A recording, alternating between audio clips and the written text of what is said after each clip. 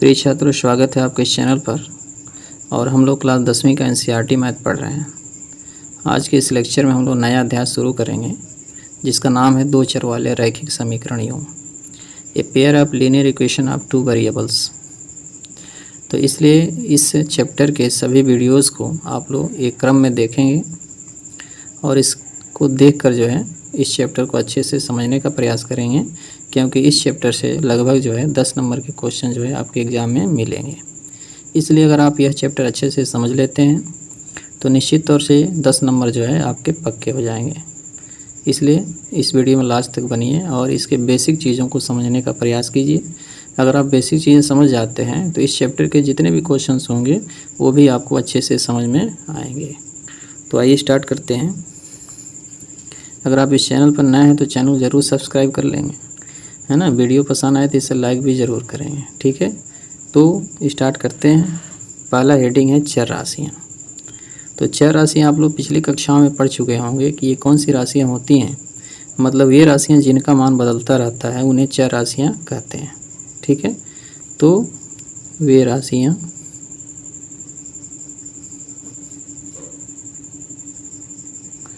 जिनका मान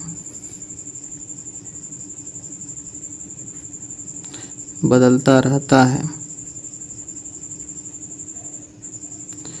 चर राशियाँ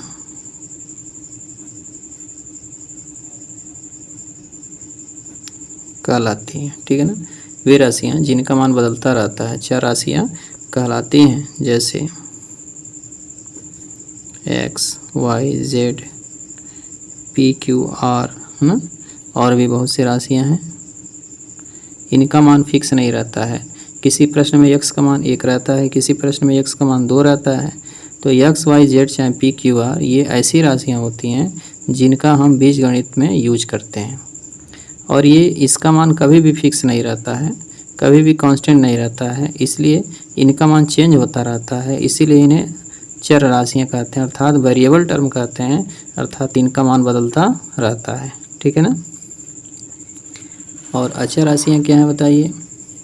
तो जिनका मान नहीं बदलता है उन्हें अचर राशियाँ कहते हैं, ठीक है ना।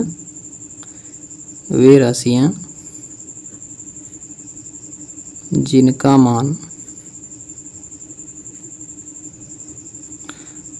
मान नहीं बदलता है उन्हें अचर राशियाँ कहते हैं, है ना। वे राशियाँ जिनका मान नहीं बदलता है उन्हें अचर राशियाँ कहते हैं। इनका मान हमेशा फिक्स रहता है, चाहे वो 3 की कक्षा में पढ़ें, चाहे 5 की कक्षा में पढ़ें, चाहे 10 की कक्षा में पढ़ें, है ना। इनका मान फिक्स रहता है, इनका मान चेंज नहीं होता। जैसे मान लीजिए 2 है, 5 है ना, 7 है, 1/2 है ना, -3/5 है। ये सब जो है अचर राशियाँ हैं, ठीक है ना। इनका मान फिक्स रहता है, इनका मान चेंज नहीं होता है।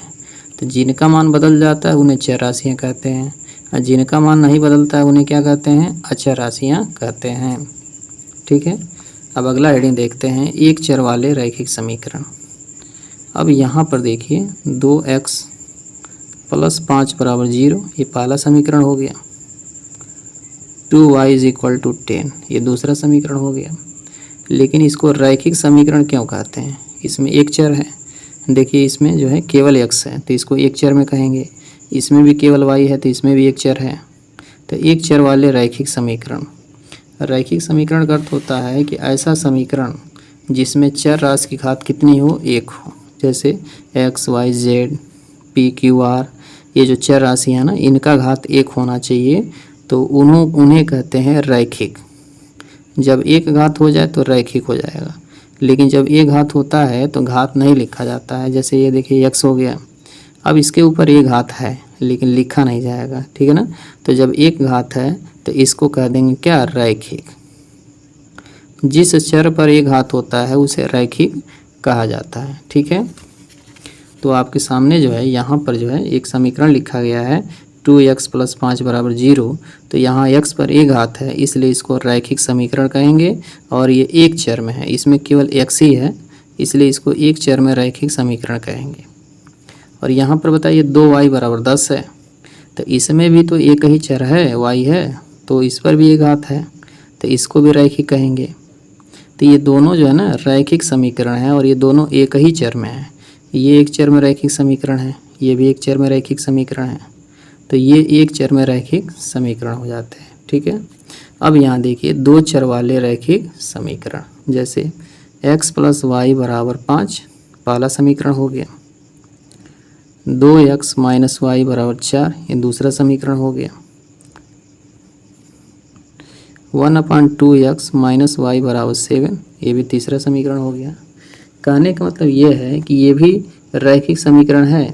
देखिए x की घात 1 है, y की घात 1 है, x की घात 1 y की घात 1, x की घात 1 y की घात 1, तो ये रैखिक समीकरण है, लेकिन ये दो चरों में है, x और y। देखिए दो चर है, एक x है एक y है, यहाँ भी एक x है एक y है, इसमें भी दो चर है, इसमें भी दो चर है, इसमें भी दो चर है, तो इसको कहा जाएगा दो चर वाले रैखिक समीकरण। ये भी दो चर वाले रैखिक समीकरण है, ये सिंगल समीकरण है, अर्थात अकेले अकेले समीकरण है। ये अपने आप में अकेला समीकरण है, ये भी समीकरण अकेला है, ये भी समीकरण अकेला है। तो इन समीकरणों को रैखिक समीकरण कहते हैं, लेकिन कितने चरों में? दो चर में, एक x एक y है, x है y है, इसके अलावा और भी चर राशियाँ आ सकती हैं, लेकिन दो चर राशियाँ होनी चाहिए। इसमें तो एक ही चर राशि है, ये भी रैखिक समीकरण है, ये भी रैखिक समीकरण है, लेकिन इसमें एक ही चर राशि है, इसमें भी एक ही चर राशि है, इसमें दो चर राशियाँ हैं, इसमें भी दो चर, इसमें भी दो चर, तो इसको कहेंगे दो चर वाले रैखिक समीकरण। ठीक है, अब आते हैं, अगला हेडिंग आपके सामने है, दो चर वाले रैखिक समीकरण युग्म। युग्म का मतलब होता है जोड़ा, है ना। अब जो यहाँ पर आप देख सकते हैं कि यहाँ जो रैखिक समीकरण थे x और y में, तो ये तो अकेले था, इसका कोई जोड़ा नहीं था। लेकिन अब जो है दो चर वाले जो रैखिक समीकरण होते हैं वह युग्म के रूप में होंगे, अर्थात जोड़े के रूप में होंगे। ठीक है, जैसे 2x + y = 5, x - y = 3। देखिए इसको कहेंगे रैखिक समीकरण युग्म। युग्म मतलब जोड़ा, मतलब यह एक रैखिक समीकरण है और ये भी एक रैखिक समीकरण है, तो ये दो समीकरण मिलकर युग्म बनाते हैं। तो हम कहते हैं दो चर वाले रैखिक समीकरण युग्म, अर्थात इस समीकरण का एक और युग्म है, अर्थात एक और जोड़ा है, तो इन दोनों समीकरणों को ही कहते हैं रैखिक समीकरण युग्म। 7x - y = 1 और x + y = 5 ये भी एक रैखिक समीकरण युग्म है। x है, x पर एक घात, y पर एक घात, x पर एक घात, y पर एक घात, ये भी रैखिक समीकरण, ये भी रैखिक समीकरण, और दोनों रैखिक समीकरण मिलकर जो है ये रैखिक समीकरण युग्म बनाते हैं, जोड़ा बनाते हैं। तो इन दोनों समीकरणों को दो चर वाले रैखिक समीकरण युग्म कहते हैं। ठीक है, क्या कहते हैं बताइए? दो चर वाले रैखिक समीकरण युग्म। तो एक बार और शुरू से देख लिया जाए ताकि यह जो बेसिक चीज़ है आपको अच्छे से समझ में आ जाए।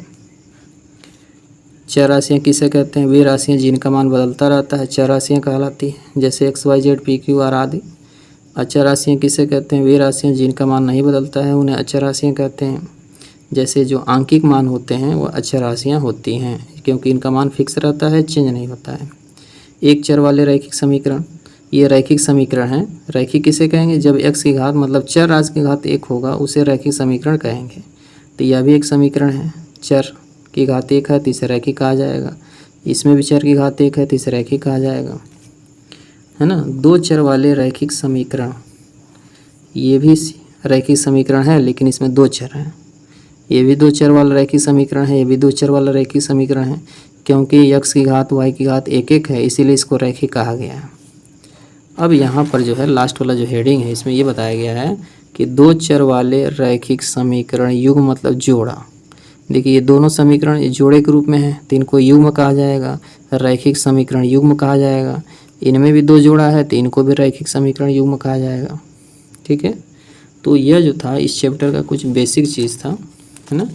इसके बाद वाले वीडियो में हम लोग पढ़ेंगे इससे और रिलेटेड कुछ फार्मूले हैं, उस फार्मूले को भी समझेंगे। ठीक है ना।